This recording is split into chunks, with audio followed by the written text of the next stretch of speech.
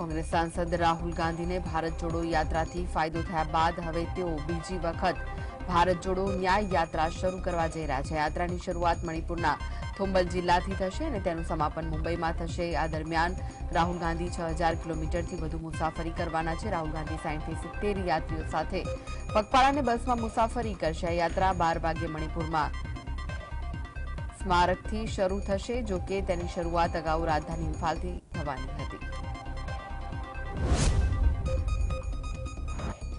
મહારાષ્ટ્રમાં કોંગ્રેસ પાર્ટીને મોટો ઝટકો લાગ્યો। કોંગ્રેસ નેતા મિલિંદ દેવરાએ પાર્ટીના પ્રાથમિક સભ્યપદેથી રાજીનામું આપી દીધું। તેમણે સોશિયલ મીડિયા દ્વારા આ માહિતી આપી હતી। કોંગ્રેસના ભૂતપૂર્વ નેતાએ સોશિયલ મીડિયા પ્લેટફોર્મ પર લખ્યું કે જૂનો સંબંધ પૂરો થઈ ગયો। હું બધા નેતાઓ, સહકાર્યકરો અને કાર્યકરોનો વર્ષોથી તેમના અતૂટ સમર્થન માટે આભારી છું। મિલિંદ દેવરા એકનાથ શિંદે જૂથની શિવસેનામાં જોડાશે।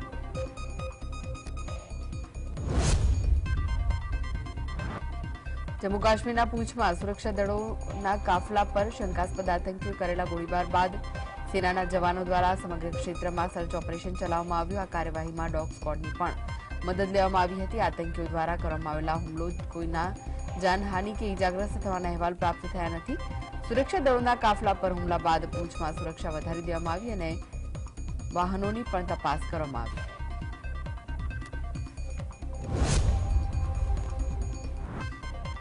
વિપક્ષી ઇન્ડિયા ગઠબંધનની વર્ચ્યુઅલ બેઠકમાં યોજાઈ હતી, જેમાં કોંગ્રેસના અધ્યક્ષ મલ્લિકાર્જુન ખડગે સહિત અનેક મોટા નેતાઓએ હાજરી આપી, જો કે પશ્ચિમ બંગાળના મુખ્યમંત્રી મમતા બેનર્જીએ આ બેઠકમાં ભાગ લેવાનો ઇનકાર કર્યો। વ્યસ્ત કાર્યક્રમ વચ્ચે શોર્ટ નોટિસ પર બોલવામાં આવેલી બેઠકમાં હાજર રહેવા પર તેઓ સહમત થઈ શક્યા નહોતા। કોંગ્રેસના નેતા સલમાન ખુરશીદે જણાવ્યું કે બંને પક્ષના નેતાઓએ પોતપોતાના મંતવ્યો શેર કર્યા અને વ્યાપક ચર્ચા કરી। તેમણે કહ્યું કે ઇન્ડિયા ગઠબંધનને વધુ મજબૂત કરવા માટે બધા એક સાથે આગળ વધશે।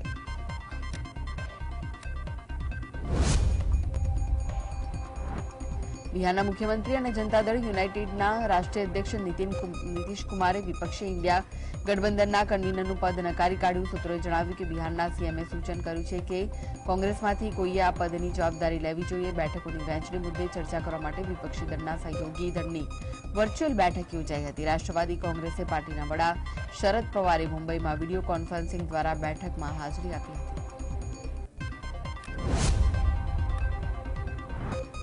પશ્ચિમ બંગાળના પુરુલિયામાં 3 સાધુઓ પર મારપીટનો મામલો સામે આવ્યો। એવું કહેવામાં આવી રહ્યું છે કે સ્થાનિક લોકોએ તેમને અપહરણ કરતા સમજી લીધા, ત્યારબાદ ભીડે સાધુઓ પર હુમલો કર્યો। ઘટનાની માહિતી મળતાની સાથે જ પોલીસ ઘટના સ્થળે પહોંચી સાધુઓની ભીડથી બચાવીને નજીકના પોલીસ સ્ટેશન લઈ ગઈ। પોલીસ તરફથી જારી કરવામાં આવેલી માહિતી પ્રમાણે યુપીના 3 સાધુ, એક વ્યક્તિ અને તેના પર 2 પુત્રો મકર સંક્રાંતિ પર સ્નાન કરવા માટે ગંગાસાગર જઈ રહ્યા હતા।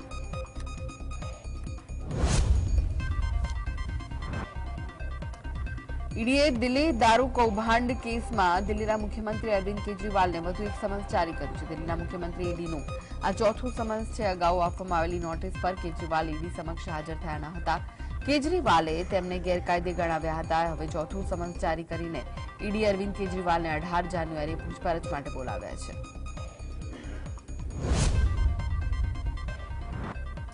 દિલ્હીના મુખ્યમંત્રી અને આમ આદમી પાર્ટીના રાષ્ટ્રીય કન્વીનર અરવિંદ કેજરીવાલને ઈડીએ દિલ્હી લીકર પોલિસી કેસમાં ચોથી વાર સમન્સ પાઠવ્યું।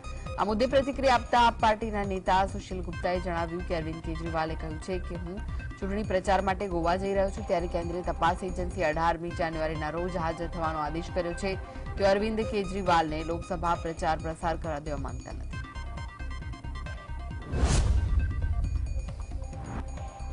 અયોધ્યા રામ મંદિર પ્રાણ પ્રતિષ્ઠા કાર્યક્રમ થવાનો છે, ત્યારે શ્રી રામ જન્મભૂમિ તીર્થ ક્ષેત્રના મુખ્ય પૂજારી આચાર્ય સત્યેન્દ્ર દાસજીએ જણાવ્યું કે 2 પ્રકારની નીતિ હોય છે, એક રાજનીતિ અને બીજી ધર્મનીતિ। રાજનીતિ સ્વાર્થના આધારે કરવામાં આવે છે। રાજનીતિ અને ધર્મનીતિમાં ઘણો તફાવત છે। જે પક્ષ અથવા તેના મુખ્ય ભગવાન પ્રત્યે સમર્પિત છે અને તેમણે ઘોષણાપત્રમાં રામ મંદિર નિર્માણની વાત કરી હતી, પ્રભુની કૃપા થઈ અને 2 સાંસદથી આજે 303 સાંસદ થયા।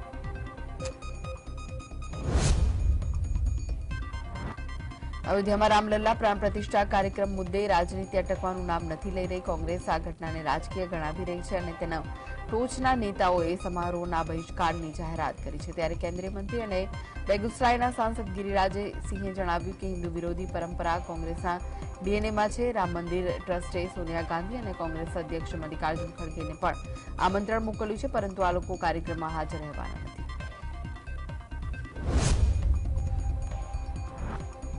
કેન્દ્રીય મંત્રી અને ભાજપના નેતા નિત્યાનંદ રાયે જણાવ્યું કે બધા લોકો જાણે છે કે વિપક્ષી ગઠબંધનને ઘમંડિયા ગઠબંધન કેમ કહેવામાં આવે છે.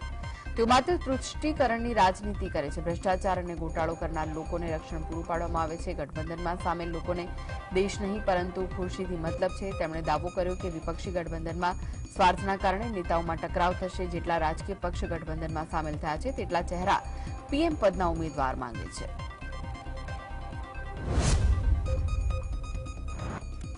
કોંગ્રેસ અયોધ્યામાં ભગવાન રામના પ્રાણ પ્રતિષ્ઠા કાર્યક્રમને રાષ્ટ્રીય સ્વયંસેવક સંઘનો કાર્યક્રમ ગણાવી રહી છે, પણ વાસ્તવમાં સંઘમાંથી ટોચના 4 નેતાને જ 22 જાન્યુઆરીના કાર્યક્રમમાં હાજર રહેવા નિમંત્રણ મળ્યું. મોહન ભાગવત ઉપરાંત દત્તાત્રેય હોસબોલે, સુરેશ ભૈયાજી જોશી અને કૃષ્ણ ગોપાલને નિમંત્રણ અપાયું. આ 4 દિગ્ગજો કાર્યક્રમમાં હાજર રહેવાના છે. સંઘના સૂત્રોનું કહેવું છે કે કોંગ્રેસ મુસ્લિમ તૃષ્ટિકરણ માટે પ્રાણ પ્રતિષ્ઠાના કાર્યક્રમને સંઘનો કાર્યક્રમ ગણાવી રહી છે, પણ આ સમગ્ર હિન્દુ સમાજનો કાર્યક્રમ છે અને તેમાં મુસ્લિમો પણ આવી ગયા.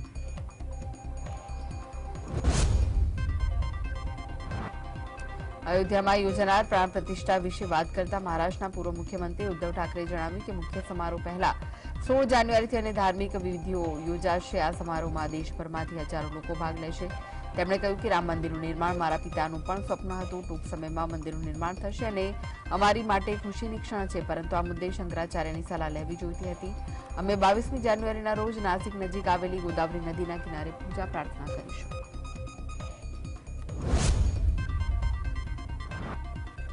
કેરળના કન્નૂરમાં પ્રદેશ યુથ કોંગ્રેસના નેતાની પોલીસે કરેલી અટકાયતના વિરોધમાં કોંગ્રેસી કાર્યકર્તાઓએ વિરોધ પ્રદર્શન કર્યું. પોલીસ પ્રદર્શનકારીઓને વિખેરવા માટે વોટર કેનનનો પણ ઉપયોગ કર્યો. આ ઘટના બાદ વિરોધ કરનાર કાર્યકર્તાઓની અટકાયત કરવામાં આવી હતી. આ મુદ્દે કેરળ વિધાનસભામાં વિરોધ પક્ષના નેતા વીડી સતીશને જણાવ્યું કે પોલીસ કેરળ સરકારના ઇશારે કાર્યકર્તાઓ પર અત્યાચાર અને અન્યાય કરી રહી છે.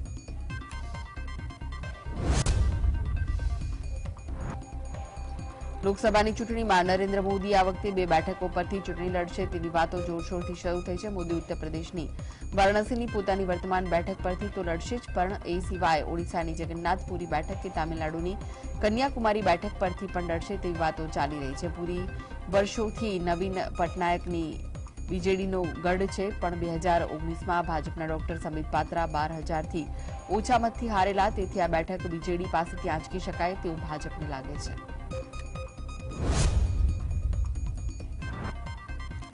મધ્યપ્રદેશના ભૂતપૂર્વ મુખ્યમંત્રી શિવરાજસિંહ ચૌહાણના આકરા તેવર ફરી ભાજપમાં ચર્ચાનો વિષય છે. મામા તરીકે જાણીતા શિવરાજે હુંકાર કર્યો, હું મધ્યપ્રદેશનો ભૂતપૂર્વ મુખ્યમંત્રી છું, પણ લોકોએ નકારી કાઢેલો મુખ્યમંત્રી નથી.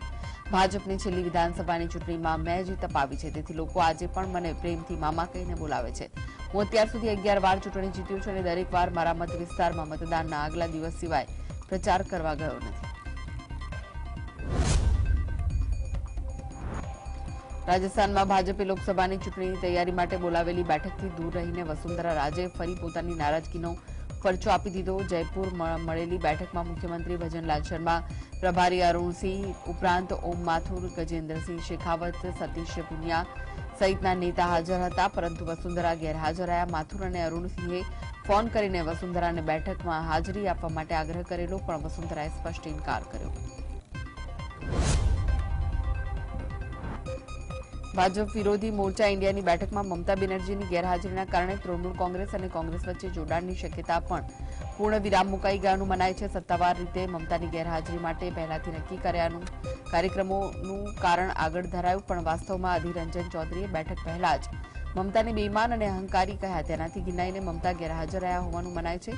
તૃણમૂળ કોંગ્રેસનું કહેવું છે કે ચૌધરી સતત મમતા બેનર્જી પર પ્રહારો કરી રહ્યા છે, પણ કોંગ્રેસ હાઈકમાન્ડ તેમને રોકતું નથી.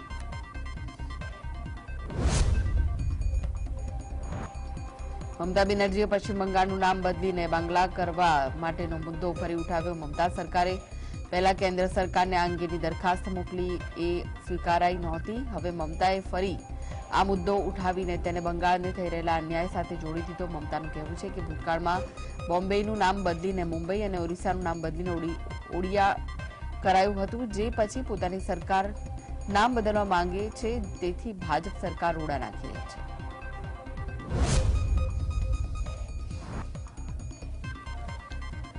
જમ્મુ કાશ્મીર સહિત ઉત્તર ભારતના અનેક ક્ષેત્રોમાં ઠંડીનું જોર વધ્યું છે. કાશ્મીરમાં સંભવિત હિમવર્ષાના કારણે ઠંડીમાં વધારો થવાની સંભાવના છે. લાંબી પ્રતીક્ષા બાદ કાશ્મીરમાં હિમવર્ષા થવાની આશા હવામાન વિભાગ તરફથી વ્યક્ત કરાઈ છે. જો વેસ્ટર્ન ડિસ્ટર્બન્સની અસર તેના પરિણામો દર્શાવે છે તો 13મી અને 17મી જાન્યુઆરી દરમિયાન કેટલાક ઊંચા પર્વતીય ક્ષેત્રોમાં હળવી હિમવર્ષા થઈ શકે છે. શ્રીનગર સહિત કેન્દ્ર શાસિત પ્રદેશના લગભગ તમામ ક્ષેત્રોમાં દિવસભર વાદળછાયું વાતાવરણ રહ્યું હતું.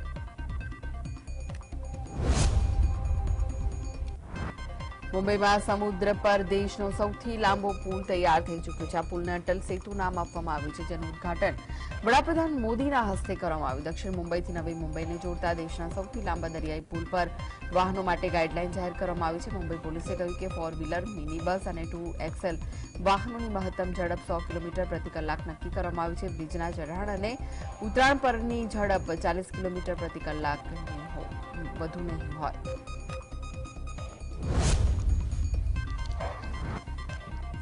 સોમાલિયાના દરિયાકાંઠે ઓપરેશન ચલાવતી વખતે 2 અમેરિકન નૌકાદળના ખલાસીઓ દરિયામાં ગુમ થયાની જાણ કરવામાં આવી.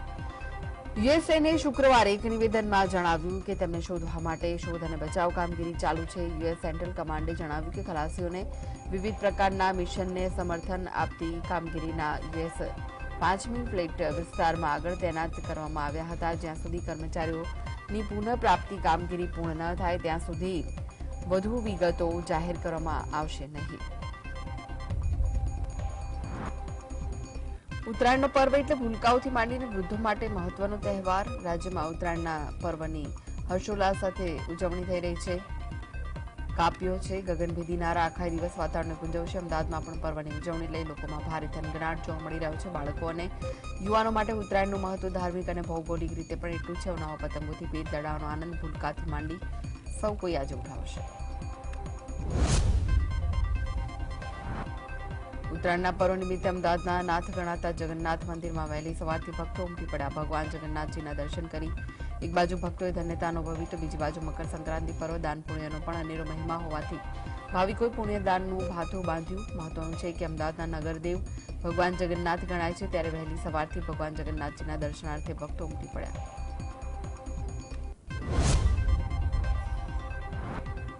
મકર સંક્રાંતિ છે આજે, જેમાં લોકો ઊંધિયું જલેબીની મેજબાની માણતા હોય છે. ત્યારે અમદાવાદમાં પણ લોકો ફરસાણની દુકાનો પર વહેલી સવારથી ઊંધિયા જલેબી માટે લાઈનો લગાવી હતી. જોકે આ વખતે મોંઘવારીની અસર ઊંધિયા જલેબીના ભાવ પર જોવા મળી.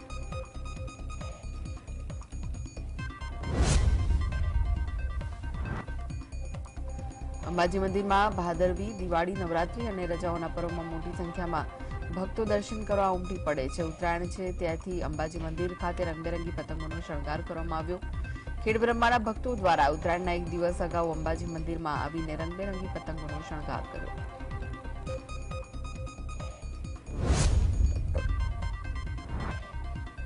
મોરવા હડફ તાલુકાના ગોભલી ગામ પાસે પેટ્રોલ પંપ પર જિલ્લા પુરવઠા અધિકારીની ટીમે આકસ્મિક તપાસ હાથ ધરતા ગેરરીતિ સામે આવી. જેમાં પેટ્રોલ પંપ ઉપર નોઝલ દ્વારા વેચાણ કરવાને બદલે લોખંડના કેરબામાં ભરી રાખેલું પેટ્રોલ માફિયા દ્વારા વેચાણ કરાતું હોવાનું સામે આવ્યું. જેને લઈને પુરવઠા વિભાગની ટીમે ₹63,276ની કિંમતનો 652 લીટર પેટ્રોલનો જથ્થો સહિત કુલ ₹1,29,992નો મુદ્દામાલ જપ્ત કરી પેટ્રોલ પંપ સીલ કરી કાયદેસરની કાર્યવાહી હાથ ધરી. મોરવા હડફ તાલુકામાં વિજિલન્સની ખોટી ઓળખ આપી નાણાં પડાવતી ટોળકીના 4 શખ્સોને મોરવા હડફ પોલીસે ઝડપી પાડ્યા. પોલીસે આરોપીઓ પાસેથી એક કાર, 6 મોબાઈલ ફોન, 50,000 રોકડ સહિતનો મુદ્દામાલ કબજે કર્યો. ઝડપાયેલા શખ્સો મોરવા હડફ અને ગોધરા વિસ્તારમાં જઈ દારૂના ખોટા કેસમાં ફસાવી દેવાની ધમકી આપી નાણાં પડાવતા હોવાનું સામે આવ્યું.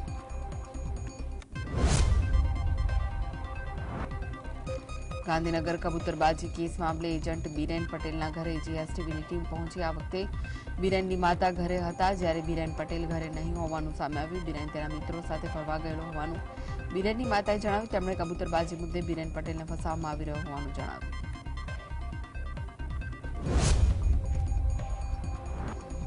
અમદાવાદ ગુલબર્ગ હત્યાકાંડના પીડિતોને આપવામાં આવેલી સુરક્ષા પરત ખેંચાતા વિવાદ વકર્યો. છેલ્લા 22 વર્ષથી સાક્ષીઓને આપવામાં આવતી પોલીસ રક્ષણ હટાવી લેવામાં આવતા ગુલબર્ગ હત્યાકાંડના સાક્ષીઓમાં નારાજગી જોવા મળી. ત્યારે આ મામલે સુરક્ષા મેળવવા લોકો અમદાવાદ કમિશનર ઓફિસે પોતાની રજૂઆત કરવા પહોંચ્યા.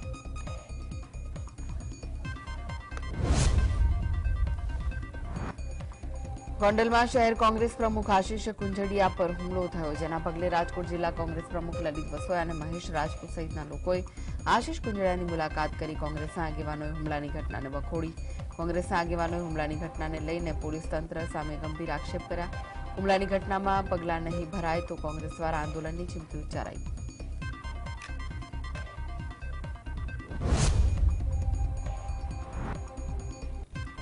રામ મંદિર પ્રાણ પ્રતિષ્ઠા મહોત્સવમાં આમંત્રણને લઈને કોંગ્રેસના પૂર્વ સાંસદ વિક્રમ માડમે નિવેદન આપ્યું. તેઓએ કહ્યું કે અમારે સનાતની હોવાનું કોઈનું સર્ટિફિકેટની જરૂર નથી. રામ મંદિરમાં અમને પણ શ્રદ્ધા છે, અમારે કોઈના આમંત્રણની જરૂર નથી. જ્યાં શંકરાચાર્ય ન જતા હોય ત્યાં અમારાથી કઈ રીતે જઈ શકાય? રામ મંદિર અમે જરૂરથી જઈશું, પરંતુ શંકરાચાર્ય જાય ત્યારબાદ જઈશું.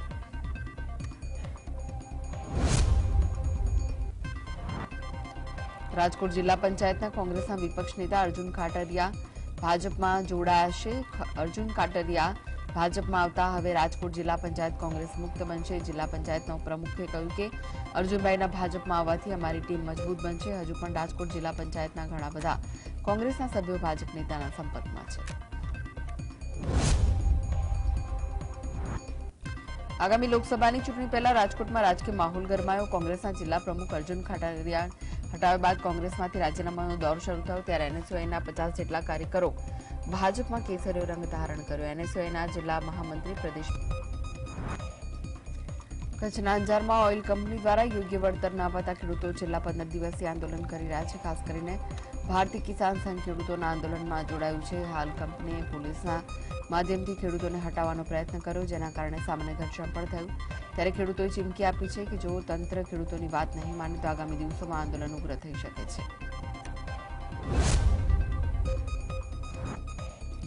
ડભોઈ મહાલક્ષ્મી બેંકની માન્યતા આરબીઆઈ દ્વારા રદ કરવામાં આવી. બેંકના અનગઢ વહીવટના કારણે આરબીઆઈએ માન્યતા રદ કરવાનો નિર્ણય કર્યો. છેલ્લા ઘણા સમયથી મહાલક્ષ્મી બેંકમાં વિવાદ ચાલતો હતો અને બેંક પાસે પૂરતી આવક અને રોકાણ ન હોવાથી આરબીઆઈ દ્વારા નિર્ણય લેવામાં આવ્યો છે. મહાલક્ષ્મી બેંકની વડોદરા જિલ્લામાં 5 જેટલી બ્રાન્ચ આપી છે.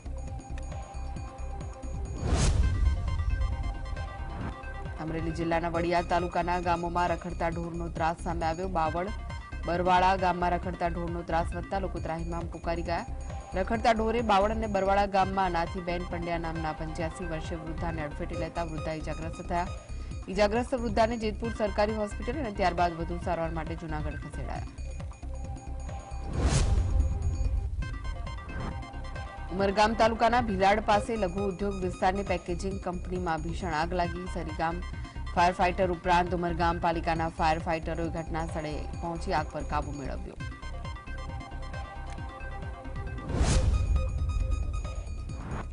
સુરતના મૈદરપુરા વિસ્તારમાં યુવકની હત્યા કરનાર આરોપીને પોલીસે ગણતરીના કલાકોમાં ઝડપી પાડ્યો. ₹3000ની લેતી દેતીમાં હત્યા થઈ હોવાનું પોલીસ તપાસમાં બહાર આવ્યું. આરોપીએ રૂપિયાની ઉઘરાણી માટે આવેલા મૃતકના ભાઈ અને તેના મિત્ર જોડે ગાળાગાળી કરી. આ બાબતની જાણ થતાં સ્થળ પર પહોંચેલા યુવકને ઉપરા છાપરી ઘા ઝીકી યુવકને મોતને ઘાટ ઉતારી દીધો. પોલીસે આરોપી વિવેક ઉર્ફે વિકી ચેવલ્લીની ધરપકડ કરી વધુ તપાસ હાથ ધરી. સુરત શહેરમાં સરથાણા વિસ્તારમાં એક યુવકના કારમાં અપહરણ કરી તેને ઢોર માર મારવામાં આવ્યો. કાપોદ્રા પોલીસને જાણ થતાં તાત્કાલિક ટીમો બનાવીને યુવકને છોડાવ્યો હતો. પોલીસ તપાસમાં યુવકનું 25 લાખ રૂપિયા માટે અપહરણ કરવામાં આવ્યું હોવાનું ખુલ્યું. આ કેસમાં પોલીસે 7 અપહરણકર્તાઓની અટકાયત કરી. પોલીસ તપાસમાં મોટો ખુલાસો થયો. આરોપીઓ એકબીજાને બેંક એકાઉન્ટ વાપરવા આપતા હતા અને આવા ખાતાનો ઓનલાઈન ફ્રોડમાં ઉપયોગ થતો હતો. સરથાણા પોલીસે ગુનો નોંધી વધુ તપાસ હાથ ધરી.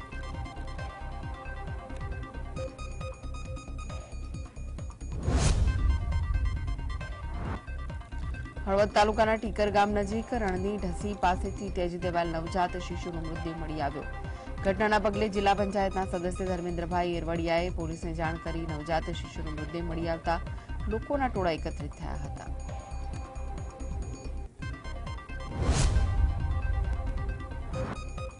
ગાંધીધામના બેન્કિંગ સર્કલ પાસેથી ₹2.13 કરોડ ભરેલી કેશ વાન હંકારી જવા મામલે પૂર્વ કચ્છ પોલીસે 6 આરોપીઓને ઝડપી પાડ્યા હતા. રોકડ ભરેલી કેશ વાન અજાણ્યા શખ્સે હંકારી જતા બેંક કર્મચારીઓ તેનો પીછો કર્યો. ગાંધીધામના બેન્કિંગ સર્કલ વિસ્તારમાંથી સવારના અરસામાં 2.13 કરોડથી વધુ રોકડ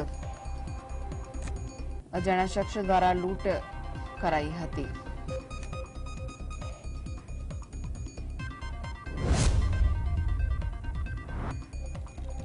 સુરત જિલ્લાના પલસાણાના બેંક ઓફ બરોડા બેંકમાં રાત્રિ દરમિયાન એક ઈસમ દ્વારા ચોરીનો નિષ્ફળ પ્રયાસ કરાયો.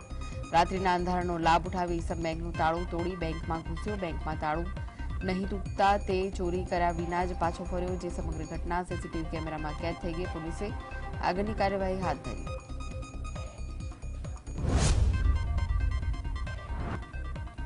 સુરત ક્રાઇમ બ્રાન્ચને મોટી સફળતા મળી. વર્ષ 2018માં થયેલા ₹10 લાખની કિંમતના હીરા લૂંટમાં આરોપી જીતુ શ્રીકૃષ્ણ શર્માની આગ્રા મુકામેથી ધરપકડ કરવામાં આવી. 2 કારીગરોને ઘાતક હથિયાર અને બંદૂકની નોક પર બંધક બનાવી આરોપી દ્વારા લૂંટ ચલાવવામાં આવી.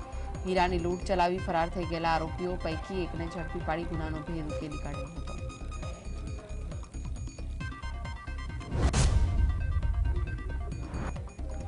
રાજકોટ શહેરમાં દિવસે ને દિવસે ચોરીના બનાવમાં વધારો થઈ રહ્યો છે. તેવામાં રાજકોટ ક્રાઇમ બ્રાન્ચને મોટી સફળતા મળી. ક્રાઇમ બ્રાન્ચની ટીમે રિક્ષા ગેંગના 4 આરોપીને ઝડપી પાડ્યા. પોલીસ તપાસમાં આરોપીઓ રાજકોટ, વાંકાનેર, ડ્રોલ, સરદાર સહિતના અન્ય સ્થળ પર ચોરી કરી હોવાનું સામે આવ્યું. 2.38 લાખનો મુદ્દામાલ જપ્ત કરી વધુ તપાસ હાથ ધરી.